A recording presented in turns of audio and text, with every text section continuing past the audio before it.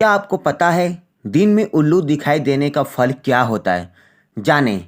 अगर दिन की तीसरी घड़ी में उल्लू ऊंची स्थान, मकान, वृक्ष आदि पर बैठा दिखाई दे तो यात्रा सफल होती है तथा लाभ भी होता है। सुख सम्मान की उपलब्धि होती है। अगर दिन की पहली घड़ी में उल्लू किसी वृक्ष की डाली पर बैठा दिखाई दे तो यात्रा में सफलता मिलती है तथा चिंताएं दूर होती है। अगर दिन की दूसरी घड़ी में उल्लू किसी सूखे वृक्ष की कोटर में बैठा दिखाई दे तो ये यात्रा असफल होती है।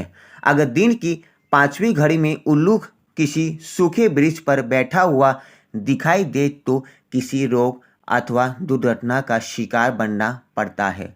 अगर दिन की छठी घड़ी में उल्लू किसी वृक्ष की डाली पर बैठा दिखाई दे तो सुख शांति, व्यवसाय में सफलता एवं यात्रा में लाभ होता है। अगर दिन की चौथी घड़ी में उल्लू दिखाई दे तो व्यय में वृद्धि होती है तथा यात्रा सफल होता है।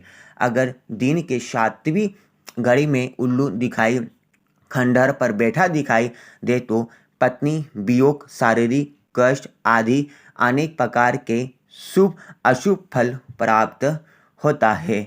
अगर दिन के आठवीं घड़ी में उल्लू दिखाई दे तो बिछुड़े हुए प्रेमी से मिलन होता है। अगर दिन की नौवीं घड़ी में उल्लू दिखाई दे तो कोई परिजन लौट कर आता है। अगर दिन की 11वीं घड़ी में उल्लू दिखाई दे तो दिखाई देने वाले किसी युवती से मिलन होता है।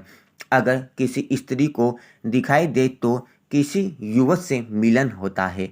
अगर दिन की 12वीं घड़ी में उल्लू दिखाई दे तो देखने वाले को वियोग होता है। अगर किसी विवाहित स्त्री को दिखाई दे तो उसका पति से वियोग होता है। अगर दिन की 10वीं घड़ी में उल्लू दिखाई दे तो देखने वाले को सफलता हानि अथवा मुकदमे में पराजय मिलती है।